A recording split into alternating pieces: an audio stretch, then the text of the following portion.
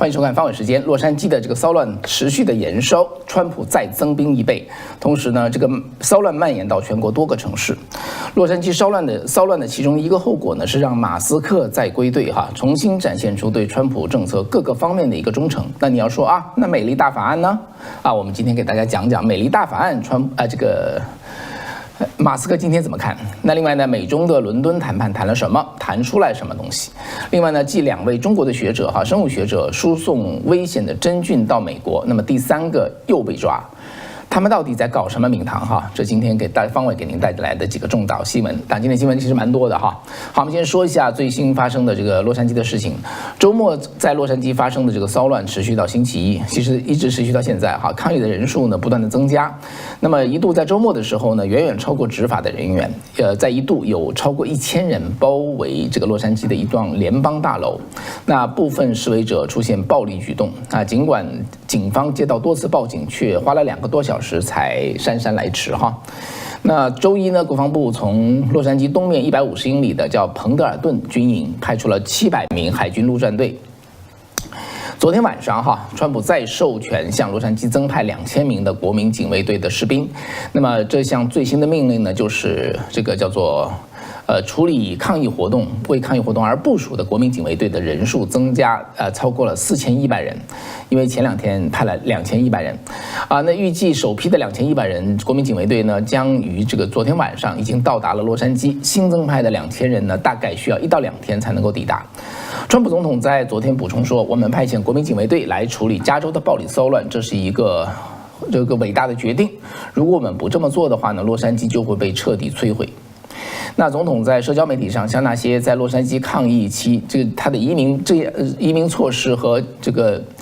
关于这个叫做国民警卫队的决定的时候，川普说，如果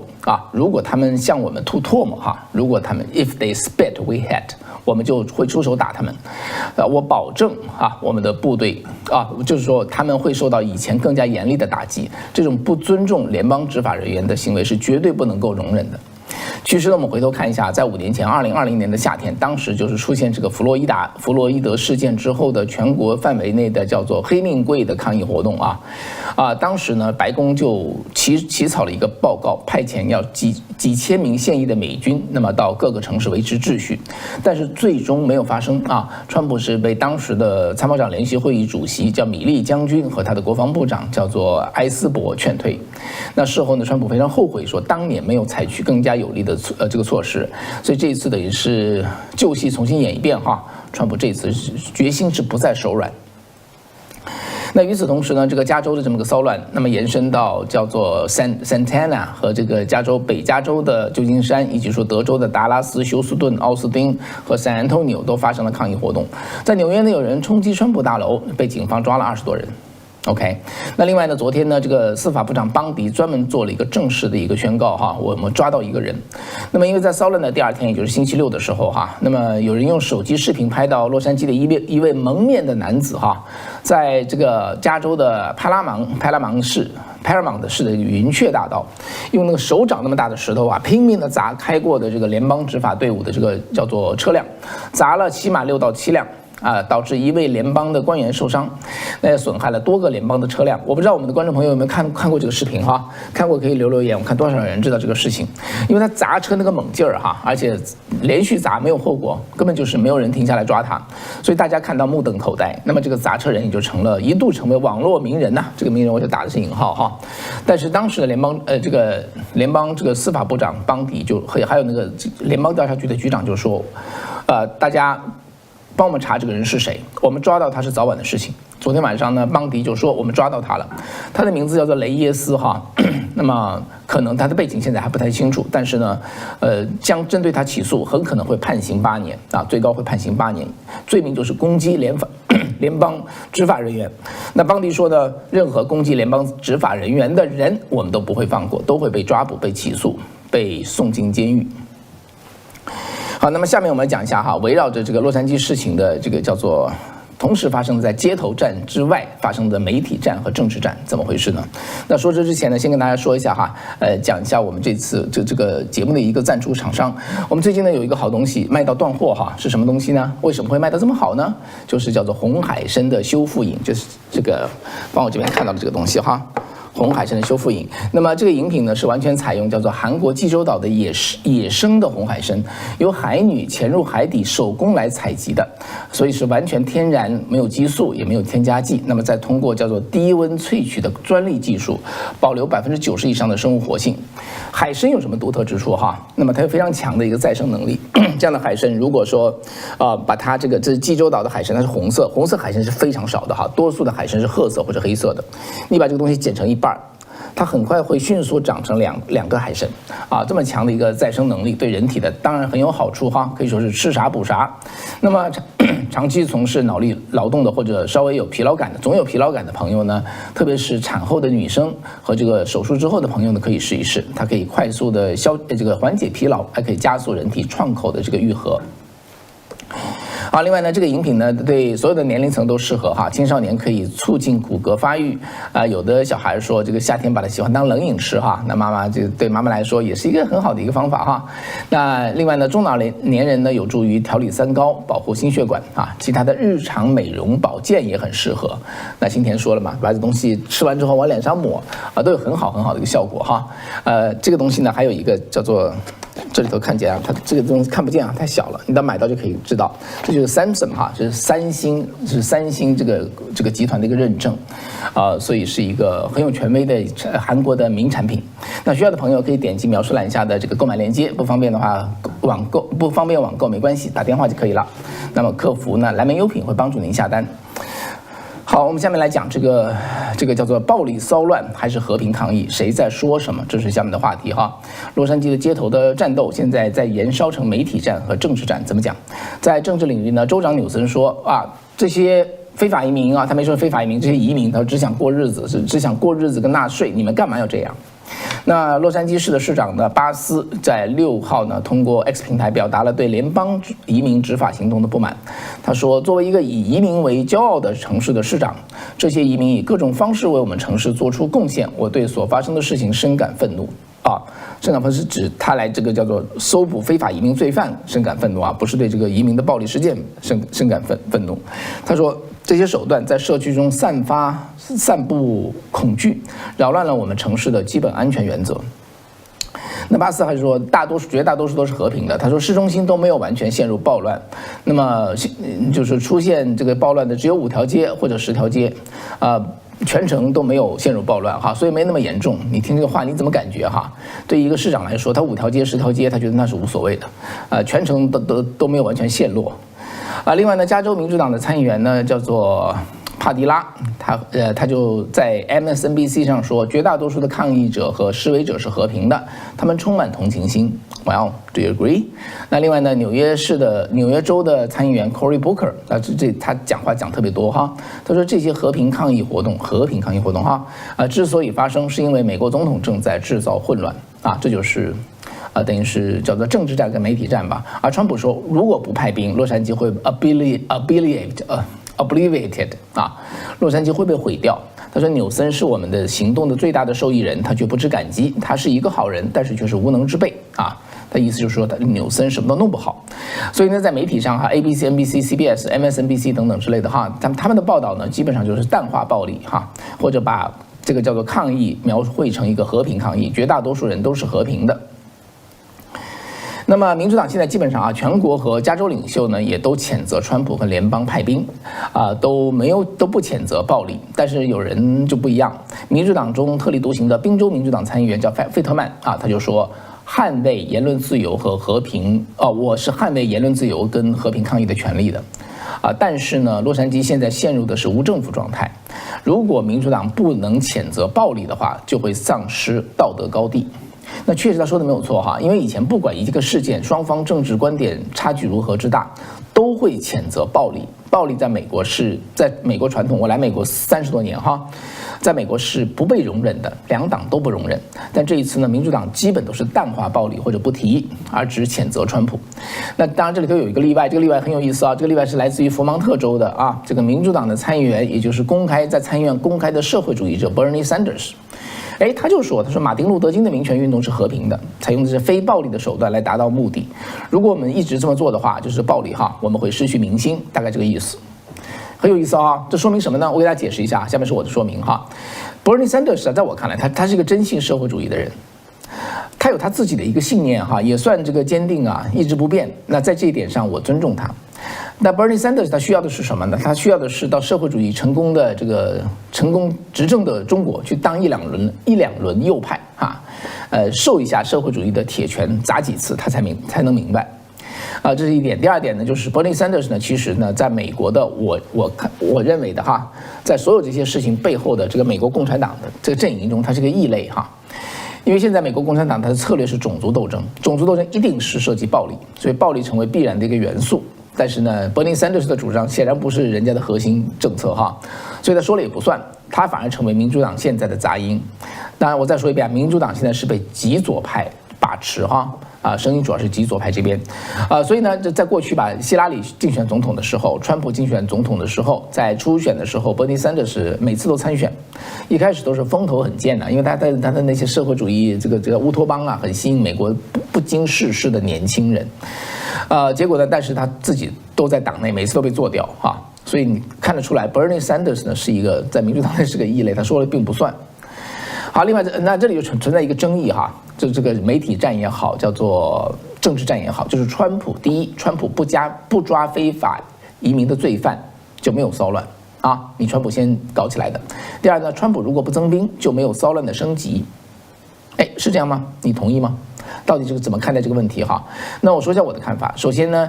这次川普抓的是非法移民罪犯啊，不是非法移民。在整个洛杉矶，大概非法移民可能有1到200万。川普这次上个星期只抓118个人，被抓的一个有名有姓啊，都是涉及强奸呐、这个家庭暴力啊、谋杀呀这样的人呐，现在逍遥法外，把他们抓起来啊。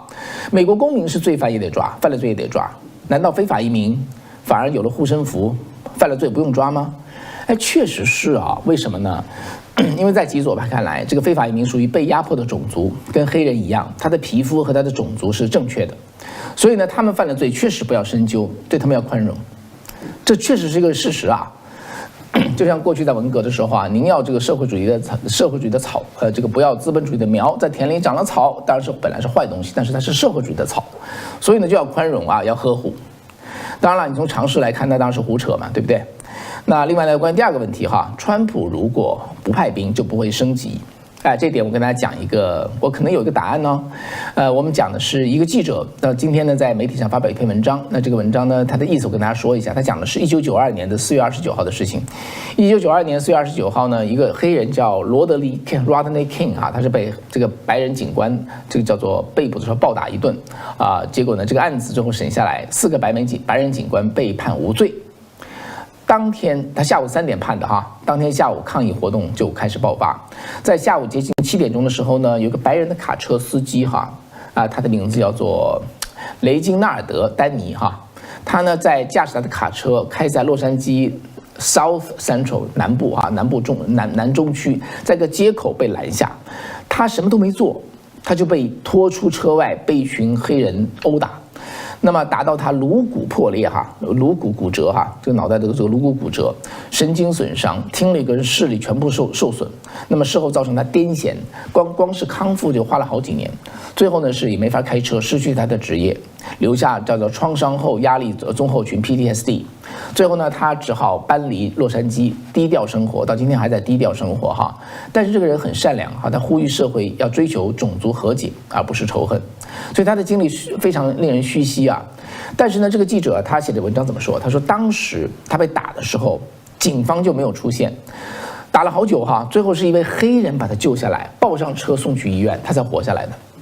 那么这个记者就说呢，他说写到当时的情形哈，就是一家电视电视台的直升机啊，当时正在空中，就在空中把这场惨烈殴打的事件现场拍到直播出去，殴打的画面就传到这个叫做全城成千上万个电视机。那么大家看的，第一是感到震惊啊，那第二就是有些人看明白了，这么打警察都不来哎，就意味着洛杉矶警察对当天的暴乱不会管。随后洛杉矶大暴动爆发，持续4天，整个城市陷入暴力、枪击跟火光之中，总共63人丧生，几千人受伤，11000人被捕。最后那么这个老布什派来的军队才抓了11000人，无数的商家被焚毁，夷为平地。这记者这么说，他说我们跟当时的记者都认为，那在丹尼这个白人司机被殴打的电视直播画面出来之后，加上警方的隐身跟无所作为，让一些坏人认为说，原来我们可以无所顾忌的发泄，警方是不会管的。那么这个念头，这个2个因素加在一起才是点燃洛杉矶全城暴乱的直接的导火索。所以呢，如果叫做什么来着，前事不远后事之师这件事情他们的判断是正确的话，如果川普不派兵的话，绝对最后烧得没边儿。所以您怎么看呢？您同意这个记者的看法吗？还是您同意这个洛杉矶市长巴斯的看法，说你不来我们就没事儿，你来才有事儿？大家可以做一个判断好吗？如果同意记者的话呢，打个1；如果同意巴斯的打个2。我们看一下大家的看法是什么样。好吧，那下面呢，给大家讲一下这个叫做这里再顺便跟大家说一下这个请大家新来的朋友，绝大多数看方伟节目的这个朋友都没有订阅我再嘱咐一下大家订阅，因为方伟每天给您带来最新的美国新闻，还有关于美国新闻的深度的解读。因为方伟我研究美国宪法和美国立国原则6到7年所以我会从这个角度来给大家这方面的一些个补充。我相信看这个节目对于您了解美国或者了解美国的生活，在美国的生活以及了解将来要不要来美国都会有帮助。所以呢，大家记得能够一边看一边点击一个订阅 subscribe 好，那下面呢我们看一下这个第3个新闻，马斯克这个动作马斯克最近做了什么事情最近川普发的推马斯克都去转推因为马斯克自己是2亿2千万的这个叫做粉丝所以什么东西被他一推就是放大很多倍。那川普现在发的推呢，关于洛杉矶派兵，对派兵的解释，川普对洛杉矶街头暴力的这个谴责，对暴徒的谴责，那么包括他骂加州州长和这个洛杉矶市长马斯克都照推。那另外呢，这个川普前几天在电视上说了一句话他说我希望他好，人家老在问嘛，对不对？马斯克你怎么样啊？你怎么看呢？川普说 I wish him well, I wish him very well。我非常希望他好。就马斯克看了哇，十分感动，贴了一个红心上去另外呢，马斯克呢还贴了一个很有意思的帖子，他说对我的人格攻击是史无前例的，其中一个就是我自己。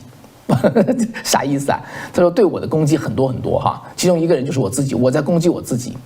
他什么意思呢？他就在做自我检讨嘛的意思就说前一阵这个打川普太不应该了把自己的名声毁掉。那另外呢很有意思这个前天嘛6月7号叫做民主党的参议院的领袖西夫在 X 上发帖表示说，我简直不是领袖这个参议员，加州参议员，他说我简直不敢相信自己会这么说，但是伊朗马斯克是对的，美丽大法案呢充满危险的极右翼的内容和里面内藏着浪费性的支出。他等于是向马斯克伸出橄榄枝你知道马斯克怎么回吗？马斯克说天哪，连亚当西夫都认同我得想想我的态度是不是有问题大家看到所以呢，马斯克这个跟川普闹翻之后那民主党就开始讨论说，我们接不接纳他回到民主党？那当然了，你不管他讨论结果是什么这件事情是零可能。马斯克所有的政策在这次大骚乱中，马斯克声援川普的几乎所有的政策。连这个美丽大法案他都会说因为这个西夫都认同我得想想检讨一下自己了所以马斯克跟川普的唯一的不同，就是在美丽大法案削减预算方面，马斯克觉得川普走得不够远或者不够猛除此之外，两个人的政策其实是没有什么分叉的，完全是同路人。那马斯克跟民主党这边呢，就是共鸣感那现在看起来几乎是没有所以马斯克现在是个什么心态很有意思那个有个华人的一个妈妈就贴出了一段推文，我念给大家听一下很有意思。他这么说，他说马斯克的行为太熟悉了因为我的孩子就是阿斯伯格症，这样的孩子呢会无理取闹，然后被羞辱，然后回去默默承受，然后再厚着脸皮要归队啊。那么一切在正常之后呢，他会忘掉过去的教训，再重新来过，又闹一场。他说作为妈妈我都受不了，但是想到呢他有病，那也得原谅他哈。所以这就讲的就是这种情形。大家看他讲这个小孩子哈，他们家小孩跟马斯克像不像？啊，然后呢，这就是阿斯伯格症的一个性格。阿斯伯格症的很多人呢，他智力是正常的，甚至超常，有正常或者正常以上的智力，平时什么待人接物都很正常，但是呢，他在叫做体会别人感方面哈和这个社交互动方面，他是有缺陷的。那么爆出来的时候，你才注意到，否则平时像个正常人一样。所以这个妈妈最后说：“她说，川普再不理马斯克，他就要在自责中淹死了。”你说他说的对不对啊？我们的观众中有没有这个家里有阿斯伯格症或者接触这样的亲友的？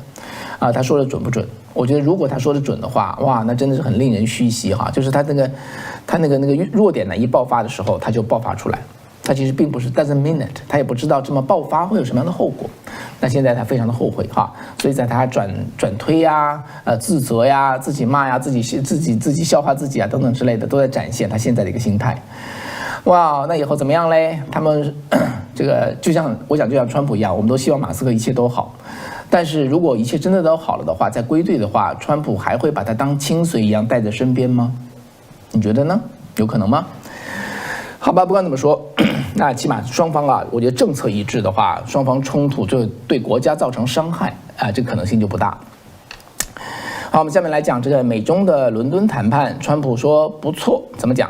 那美中双方的代表呢，这个中方这边是副总理何立峰嘛，美方这边呢是贝森特商务部长啊，财政部长贝森特，商务部长卢坦尼克和美国贸易代表吉拉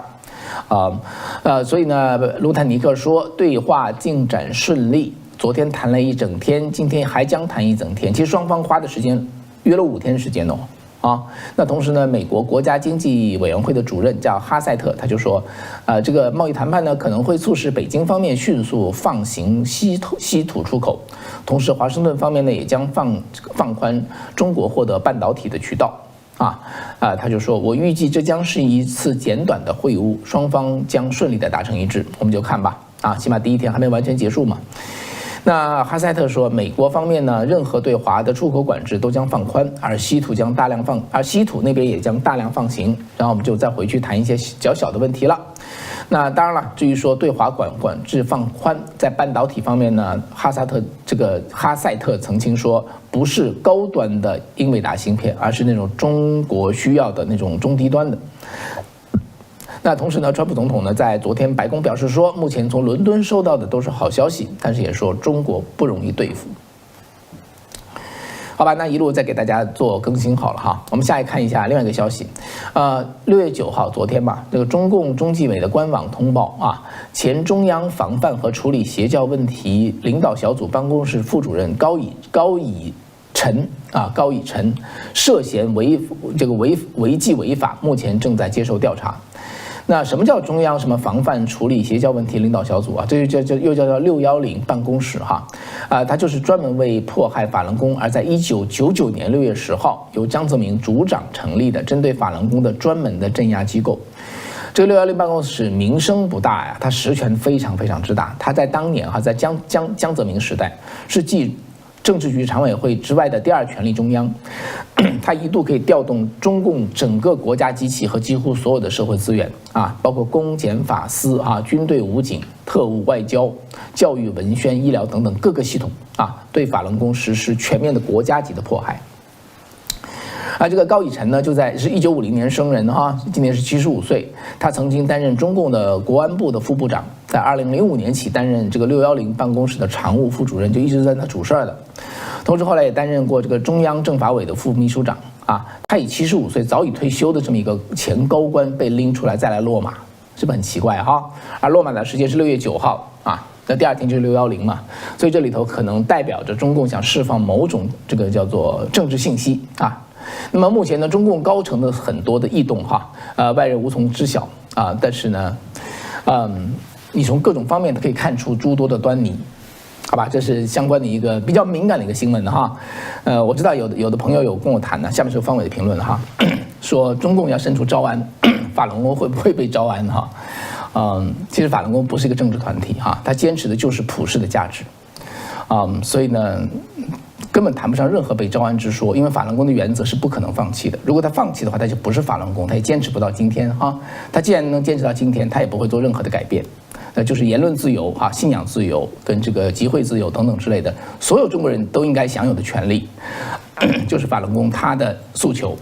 有这些诉求的实现，那么在上面建立的政府就是不可能是一个这个叫做什么专制的或者邪恶的政府，对吧？信仰自由、言论自由啊、集会自由，这就是基本的这个社会的非常重要的一个良性社会的一个重要基础。好，那么下面一条新闻呢是很有意思啊，又一名中国人走私生物病原体，同样在底特律被抓，这是几天之内的第3个人。这是司法部6月9号的消息 ，FBI 呢逮捕了又一名中国公民，他的名字叫做韩承轩啊，他呢是武汉的华中科技大学读博士学位的。那么在2024年跟2025年呢，从中国向美国寄了4件包裹，收件人都是同样是密歇根大学的一个实验室的相关人员，里面呢这个寄的东西是跟蛔虫有关的生物材料。那么这次呢，他自己在这个带生物材料在美国入境，然后被联邦探员截住，在盘问的时候对联邦探员说谎。那么他当年寄的东西呢，也会造成这个公共健康的风险，威胁美国的公共安全和国家安全哈。他呢就是在前天吧，6月8号抵达底特律大都会机场的时候，那么在联邦官员在询问他以前寄送的包裹内容的问讯的时候，做出虚假陈述。这叫 perjury 哈，叫伪证啊，并且在几天前呢还删除了他的这个电子设备上的数据，那显然指的是手机。在后面的会谈中呢，韩承轩就承认说寄送的这些包裹，并且他自己说了谎。好吧，那现在基本上这个案子哈，就涉及联调局啊，这个海关和边境保护局，移民和海关执法局，以及说国土安全调查局的4个单位的探员共同参与。所以呢，在前面我们都知道哈，那个叫做简云清哈被抓，还有她的男朋友刘尊勇后来赶回去了，没有被抓。但这2件事情所带来的叫做农业恐怖武器的案件，刚刚是震惊全美，短短几天又一个人落网。风暴等于是风暴再起，你怎么看？这个人也是哈，这个叫做韩承轩，也不看我们的新闻啊，也不知道现在还往里走，这是顶风作案呢。好吧，这是最新的一些消息哈。好的，那今天就新闻给您带来说到这里哈，感谢大家的收看。那临走前再提醒一下哈，这个红海参呐，这个如果有这方面的需求的话呢，那可以就是完了之后可以订一下，希望能帮到大家的健康哈。好的，那就这样了。走之前喜欢方伟节目的人，拜托能点个赞哈，另外呢记得订阅，这样不会错过方伟以后的节目。好，那这样咯，感谢大家的收看，下次节目再见，拜拜。